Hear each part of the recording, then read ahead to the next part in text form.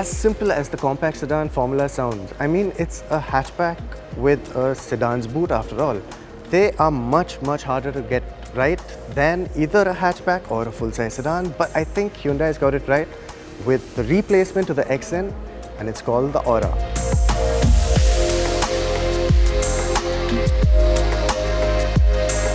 Ironically, the Grand i10 NIOS looks really aggressive from the front but a little forgettable from the back, but the Aura fixes that. Of course, since it's the newest part of the car, let's start here.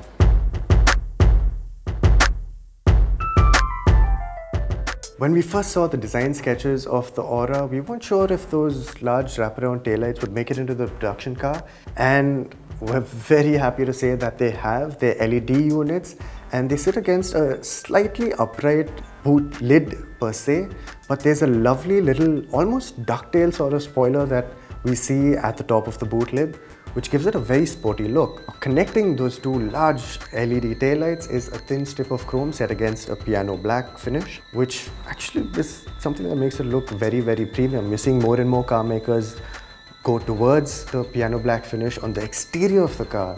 That's typically not a material that you see used on the exterior because we know they scratch easily, but it does lend these cars a very premium look. Coming to the bumper, there's a very aggressive cutout in the bumper itself, and when viewed in the side profile you can see just how deep it is. And as with the NIOS, the space for your number plate is in the bumper and not on the boot lid.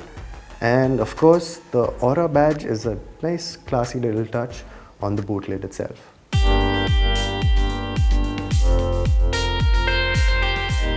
When viewed in profile, your perception of the Aura will probably change as your eyes move from the front of the car to the rear. At the front, it's pretty much Grand i10 NIOS, and as your eyes reach the C-pillar, you'll notice the blacked out portion, which is actually a piano black finish, which actually makes the C-pillar blend in with the glass portion, especially on this show car, which has completely tinted out glass so that we can't see the interiors. Depending on how you look at it, that's either a good thing or a bad thing. To our eyes, it looks like the front part of the glass line is a little too tall compared to the rear. It's entirely possible that this look will change completely if that blacked out portion is body colored. What we do really like is the roofline of the Aura.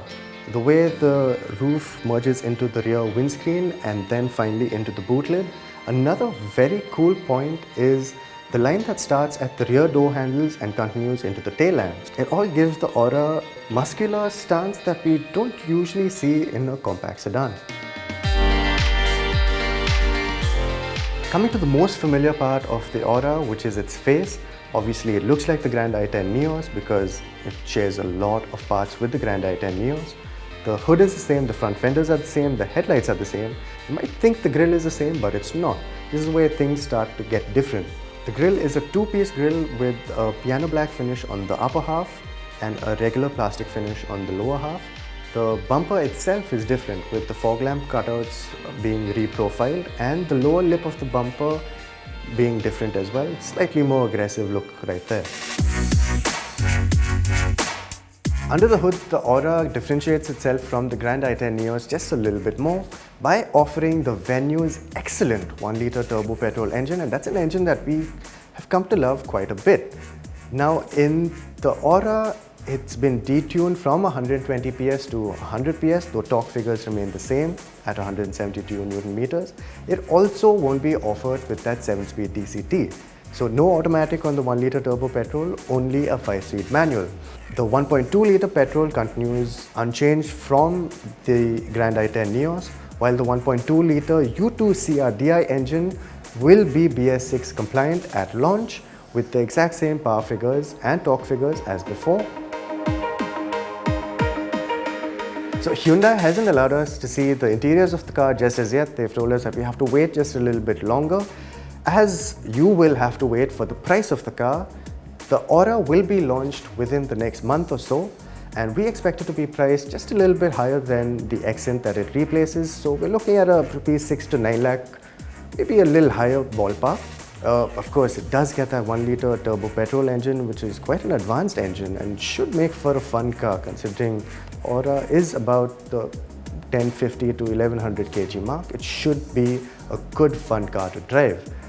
We can make a guess on what the features of the Aura are going to be. It will get wireless charging, it will get Android Auto, it will get a lot of the tech that was seen in the Grand i10 NIOS. In fact, that feature set will probably carry over unchanged. So that puts the new Aura against the same competition that it had before as the Xcent, but now the Aura is far better placed to take them on.